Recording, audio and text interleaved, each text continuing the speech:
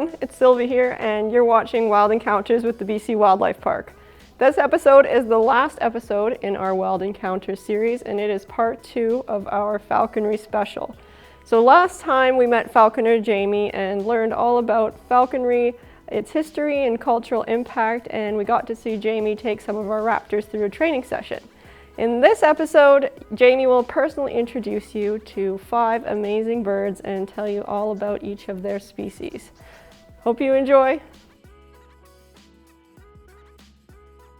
All right, so here at the Wildlife Park, when I'm doing my falconry demonstrations, I like to have a variety of birds, mainly because each raptor has different adaptations that they evolved for survival in the wild. Now, when you do think of falconry, this is probably one of the first birds you might actually think of. She is a Peregrine Falcon. Her name's Suki. She is enjoying a little snack with us here today. So as I was mentioning, adaptations when it comes to birds, these birds are fantastic.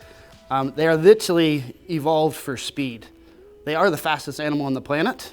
Some people think of cheetahs. That's the fastest land mammal, but these guys can go 2 to 3 times faster than a cheetah. Most raptors, or I guess the larger ones, the hawks and the eagles, have a really broad, fat wing, if you like, which is perfectly designed for soaring around. A peregrine falcon like Suki, her wing is kind of in a hook shape, which actually is better for speed. So what these birds do is they go up high in the sky, flap those wings, beat their wings really hard, pick up a lot of speed, and they can reach speeds of 300 to 350 kilometers an hour.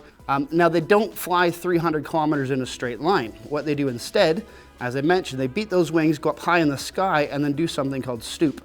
Stooping is literally dropping out of the sky. If you imagine her upside down with her tail in the air and her head facing down, she is a teardrop shape. Perfectly aerodynamic, picks up maximum speed, and they hunt birds. So they can literally hunt pigeons and small birds out of the sky, using that rapid speed to come down and literally hit the bird with their feet, pretty much stunning it, sometimes knocking them out. Now they can grab onto the bird as well.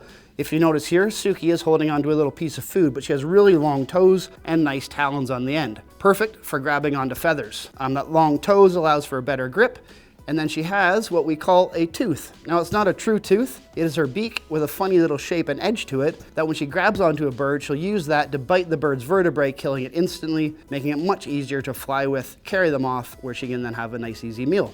Not only does she have the special toes and a special beak to help kill the prey, she has fantastic eyesight, and then her nostrils are different as well. They're not the same as ours. There's a little piece in the middle to stop the wind from blowing directly into its lung. There'd be way too much force if she was stooping and she didn't have those, and it's also very difficult for her to see. So they have what's called a nictitating membrane, a third eyelid essentially, that flicks across its eye like wearing a pair of goggles. So when they are stooping and going in for the kill, their eyes are protected and they can still see what they're doing. Now when it comes to adaptations, and in the wild, a lot of animals obviously don't survive or work very well in and around human populations. The Peregrine Falcon is an exception of that. In fact, last I heard, the largest breeding populations of Peregrine Falcons was actually in New York City. Now you might wonder, why would they be in the city? I did mention like pigeons, there's lots of pigeons in the cities, and then they need somewhere to roost to breed. Well, every skyscraper, every building in New York City, every one of those window ledges is a place for a bird like Suki to raise her young, and then they have a food source. So a perfect spot, and as I said, probably one of the only species to really adapt really well, especially with raptors, in and around human populations. A fantastic animal, as I said, goes way back, thousands of years back. This is one of the birds that people would have sought after for hunting because of their speed and their ability to catch different prey. Now, Suki is actually captive bred. She came from a lovely lady down on the island where she was there flown for her own private demonstrations, I believe. She just didn't have enough time and space for her, so she asked if I could take her. So she is one of the birds in my collection. I have a variety of them, as I mentioned, and they're all captive bred. I need my birds to be fully healthy and have both wings working in order to fly for the demos. I do have one exception to that rule, which I can show you later. But otherwise, they're literally bred for educational purposes, for performing demonstrations and flying them in parks and zoos like we are here today. So this, everybody, is Rogue. She is a red-tailed hawk, and as you might notice, she's missing an eye, and she's also missing a talon. So she is one of the birds that our rescue and rehab center have brought in, and she came in 2010. She's been with us for quite a while now. been part of the education team, and I've also tried to get her out onto my stage into our flight demos. Each year she's gotten better. I still use a safety lead on her because I don't trust her fully. She's not an animal that has been able to train from a very young age, so she is quite different in those regards. So when you do look at Rogue, a red-tailed hawk, and I'll try to show you her tail a little bit better for you. You see how she gets that name. And her chest, she's actually a really, really dark version. There's said to be subspecies of red-tailed hawks, Harlequin red-tailed hawk, which we believe she is, coming from just certain isolated areas in British Columbia. They're not really much different than any of the other red-tailed hawks you see, except they got a really, really dark chest. Most of the red-tailed hawks, and they're the second largest hawk in North America. If you're driving through British Columbia, you can pretty much take a look at a fence post or a light post and you'll see one pretty much everywhere. A very light color to the front, more like the underside of her wings as opposed to that dark chocolate down the front. Now when it comes to hawks, I did mention earlier with my Peregrine Falcon how they have a curved wing. Hawks and eagles have what we call a broad wing. We'll see if she'll show them off a little bit. So it's quite large and thick wing, as you can see, and that literally allows them to soar. They can go up in the sky, soar around on thermals for hours at a time, then using incredibly keen eyesight. Maybe not the best bird to show you off that example, missing an eye, but hawks' eyes are incredibly precise at finding small food items on the ground while they're soaring up in the sky. The large wings, the precise eyes, but then it comes down to their feet in the end. Those feet have incredible grip. As you can see, her talons are rather large, so they can squeeze and grab onto anything basically that they can fit those talons around safely without causing too much of a fight. Now, you might wonder, how would a raptor like this get struck by a car? Well, unfortunately, and I'm guilty of this in the past, is what we do is we tend to throw food out the car window. Now, obviously, something like an apple core, say, she's not going to eat, but the animals that she likes to eat do. So unfortunately, what you're doing is basically causing a bit of a restaurant at the side of the road for small animals to come and feed, and then she goes down to get them. Now, when raptors grab onto something, they have very powerful feet, and it's very difficult for them to let go. So they'll grab onto something, even if it's something larger like a rabbit or a marmot, and they're going to have a tougher time getting lift off from the ground, and unfortunately end up getting struck by cars. So when people ask me what can I do to help with raptors in the wild, it's pretty simple really, just don't throw any food out the car window. Another huge problem, or has been in the past, with raptors in the wild is pesticides and toxins. Raptors play a huge part in our ecosystem. They're apex predators, so at the top of the food chain, so pretty much anything they're eating has been eating other stuff all the way down to the small mice and down to the grasses and the grains. So if any pesticides or toxins get into the environment, they're going to work their way all the way up to an animal like Rogue. We call them indicator species because they literally are quite a good job of indicating if there's any problems in the environment by the populations of these apex predators. All right, now when we're talking about raptors of North America, this everybody here is Echo, and she is a Ferruginous hawk. She is the largest hawk species in North America, second largest being the red-tailed hawk, like Rogue that we saw earlier. Very impressive species. They do migrate down to the States. During the wintertime, it's a bit cold obviously in Canada for a lot of our birds, and they do come from more of the prairie regions, Saskatchewan and Alberta. They tend to hunt on very specific food items. In fact, if she'd stop fluffing up a bit, you'll see her toes are very short. They're not nearly as large as most other raptors are, and that's specifically for the food that she hunts. They love prairie dogs and ground squirrels, so she'll hang around the hole of a ground squirrel, and those little feet will fit perfectly in there. They're perfect size for grabbing onto one, and then she has a really large mouth as well for swallowing them whole. I can show you that with the chick today. As you can see, she doesn't mess around with her food. Goes down the hatch pretty quick and easy. They are actually on the endangered or threatened list at one point in time, and I have to check the numbers again to see if they've gone up.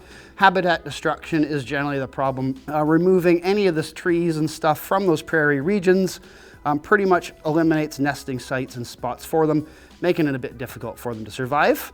They're very important though, because those prairie dogs that I mentioned, they can go through dozens and dozens of those, hundreds in one season, especially through a whole family of Ferruginous hawks. Now, you can see her coloration as well is very impressive, and that's where the name Ferruginous comes from, meaning rusty in color. An impressive bird, not generally used in the falconry industry. They're a little bit more high-strung. If you notice, she's constantly fluffing up, making herself look very impressive, big and tough, trying to get a little bit more food from me. An impressive bird in the raptor world. And we're talking about the raptor world. Owls are truly fantastic. When you talk about adaptations, they're completely different than your hawks and eagles and falcons. As you can see, quite a special bird. This is Tito, and he's a barn owl. One of the biggest characteristics that most people will notice with an owl right off the bat is their face. They have a really kind of round shaped face. These big discs or satellite discs around their eyes, and that's all for sound and for hearing. Most people also think their eyes are the best part or the best adaptation that an owl has because they all hunt at nighttime. That's not true. The majority of them actually hunt using their hearing more so than their eyesight, hence that disc-shaped face. Their ears are rather unique. One ear is slightly higher up on the side of an owl's head than the other one, and it's also larger. That allows them to pinpoint sound precisely. They don't actually have to see their prey in order to hunt for it. An animal like Tito here actually has the capability of hearing a mouse's heartbeat from about 10 feet off the ground. So what an owl will do is generally when they're hunting is they'll fly close to the ground, nice and low, figure-8 patterns, quartering the land more or less, listening out for squeaks and rustles in the grass. Now, if you're gonna be flying around listening for your food, another adaptation that would be good to have is silent flight. So when an owl flies, they don't make a sound at all. If you think about it, if you're listening for your food, it's not very beneficial if your wings are flapping beside you and making a sound. Now what they've done is literally the serrated edges, almost like a knife, are on the edges of their flight feathers, allowing for the wind to pass through it instead of being pushed by it. And they also don't have the same waterproofing oils on their feathers that other birds do, allowing them to get wet, so they don't really enjoy the rain, but they'll avoid that. Instead, it allows them to fly completely silent, not making a sound. A lot of people think an owl can spin its head around 360 degrees. They can, but that's only if you measure him from looking behind first. So if Tito is to be looking back this way, he can spin his head all the way around and look behind him, but he can't do it from the front. He can't look at the camera and spin his head all the way around and look directly into the camera again. The reason that an owl spins his head around is through evolution. Those eyes ended up getting so large, they take up 2/3 of the space inside of his skull. So the owl doesn't have the ability to move his eyeballs from left to right. He has to spin his head instead. The wise old owl story, unfortunately to any owl fans out there, isn't true. As I just explained, those eyes take up a large majority of their skull. There's not a lot of room left for a brain. That brain then has to process whatever those incredible eyes and ears are hearing. So the wise old owl story isn't true. As I said, they don't all fly at nighttime either. There's crepuscular birds hunting at dusk and dawn. There's smaller species like the burrowing owls that are actively hunt during the daytime. He will hunt at nighttime though. He has a really dark eye, which is generally indicative of when an owl is a truly nocturnal bird. Now, barn owls are rather unique as well. You could consider them a cosmopolitan species where they're found literally all over the planet. Now, there are exceptions like Antarctica and certain areas where you're not going to find a barn owl, but essentially they have evolved across the entire planet, believing to have evolved in the Mideast to start. The coloration is a good place to look at. The brown sandy back on them would blend perfectly into sandy deserts if an animal is above it looking down on them. And then looking up into the bright desert sky, the white would also make it very, very difficult for anything to be able to see him, which does work pretty much wherever an owl like this would be flying and hunting. So with Tito, he will do quite a bit of posturing and displaying when it comes to show off his attitude. It's almost like a little swaying dance from side to side. He'll stretch his wings out, puff out his throat a little bit, essentially trying to make himself look intimidating, make himself much bigger than he actually is, and then they will scream and make some pretty funny sounds as well if you like. Barn owls, in fact, a long time ago, were associated with ghosts and ghouls.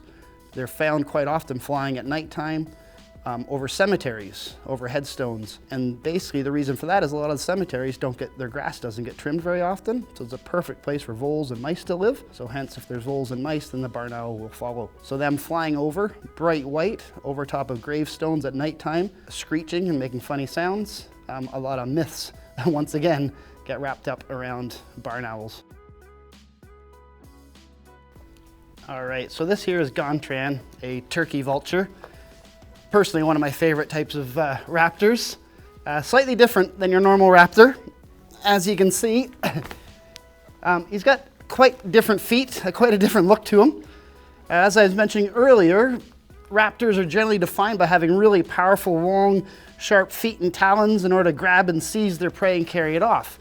but they're also classified by having a really powerful hook-shaped beak, and that's where Gontran comes into play. Vultures are incredibly important for the environment. They have several adaptations throughout their body that makes them very, very good animals for helping keep the environment clean. One of the first things you might notice with Gontran is he has a bald head. These birds associated with death and carrion constantly are eating rotten things. So he's sticking his head way inside dead, rotten bodies. If he had feathers all over his head, those feathers would get dirty and it's pretty much impossible to keep clean. So instead, having a nice bald head, he literally can sit out in the hot sun and that sun will bake the blood on his head. It will dry up and flake off. He can use his big chicken-like feet to scrape it off. He's also got a huge nostril, if you notice, a big slit on the top of his beak. So this bird has an incredible sense of smell. One of the best sense of smell on the planet, in fact. You'll also notice he's got huge wings. That big, broad wingspan is perfect for soaring. He will literally travel for hours on end on top of thermals, soaring around, sniffing out, and even looking for any type of dead food down on the forest floor or on the ground pretty much anywhere throughout North America and South America. His feet are white. They should be red, like the top of his head, but one of the adaptations that these birds have evolved is a way of keeping cool is actually pooping down his legs. So he defecates down his legs, that evaporates to help thermoregulate his body. Another fun adaptation that these guys have to help defend themselves from predators is by projectile vomiting. So if something comes in and threatens him on a meal, he'll eat as much as he can and then projectile vomit that at the animal, making him much lighter and then giving him the ability to fly off nice and easily to avoid becoming food himself. Now, when it comes to the environment and impacts of raptors have on the wild, vultures are probably one of the most important. They have a digestive system that's capable of breaking down things like botulism, anthrax, salmonella. So when a vulture consumes something that's rotting and he poops it out the other end, it's completely inert, meaning he's cleaning the environment up completely, removing disease from the wild. Now, unfortunately, vulture numbers have dropped drastically. There's old world and new world vultures. Gontran here being a new world vulture whose numbers are doing quite well. Old world vultures unfortunately had a significant drop in their population due to a drug that was being used for arthritis in cattle. I believe it was called diclofenac, but the vultures would then eat the cattle afterwards and be dead within 48 hours. But it is a drug that's hopefully not being used as much and allowing the vulture populations to increase. Without vultures, disease will spread rapidly throughout the planet, simple as that. So very, very important birds. They don't get the recognition they deserve because they're not as attractive as your pandas and your tigers when it comes to conservation charities trying to gain money, but vultures probably are one of the most important ones that we should be dedicating our time towards. Thank you so much for watching Wild Encounters with the BC Wildlife Park. As of now, this is the last episode in our series, but we would love to hear from you if you want to see more in the future. So you can find us on Facebook, Instagram, and YouTube, and maybe leave us a comment and let us know what animal you'd like to learn about in the future. In the meantime, you can visit our website at bcwildlife.org or visit us in person here in Kamloops, British Columbia to continue to support the park. We are a nonprofit organization here, so all of the proceeds go directly back into caring for the animals and promoting conservation through education. Thank you again. Bye for now.